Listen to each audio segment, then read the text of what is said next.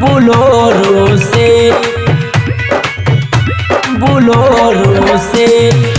DJ रोशन आर्या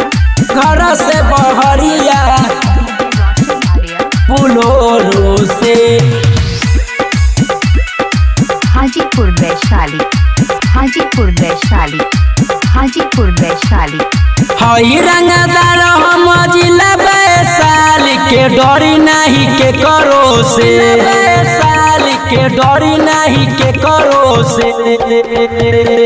हई रंगदार हम जिला वैशाली के डरी नहीं के करो से नहीं के करो निकले ना केहू सुना घर से बहरिया चली ले जब हम बुलोरो से निकले न केहू सुना घर से बहरिया चली ले जब हम बुलोरो से चली ले जब हम बुलोरो से बुलोरो से घर से बहरिया हाजीपुर वैशाली बुलोरो से यही उम्र में कैदी बनल बानी कके अपराधी बनल बानी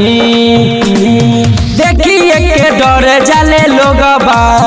सुन चली ले हम जब डगरवा चले रंगदारी सुनैयरवा जोरो शोरो से निकले ना केहू सुना घर से बहरिया चली ले जब हम बुलोरो से निकले ना केहू सुना घर से बहरिया चली ले जब हम बुलोरो से चली ले जब हम बुलोरो से बुलोरो से घर से बहरिया हाजीपुर वैशाली बुलोरो से हो खतनाही हमसे सबर बारे यूपी बिहार में छपल खबर बारे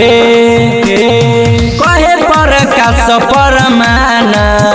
मर्डर होला रे हमारो जाना पुलिस दरोगा बोली नहीं हमारा अपन ठोरो से निकले ना केहू सुना घर से बहरिया चली ले जब हम बुलोरो से निकले ना केहू सुना घर से बहरिया चली ले जब हम बुलोरो से।